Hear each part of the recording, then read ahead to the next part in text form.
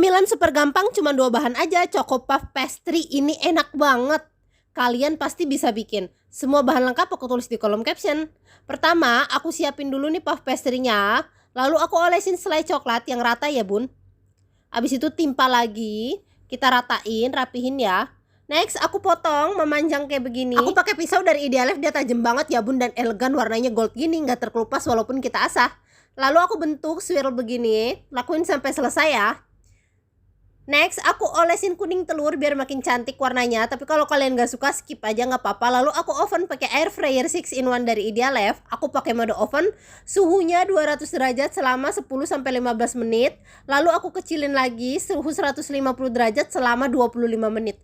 Udah matang, kita angkat. Jadi deh, Choco Puff Pastry-nya ini enak banget. Kalian harus cobain buat temen nyemil ataupun buat sarapan juga bisa. Yuk bikin!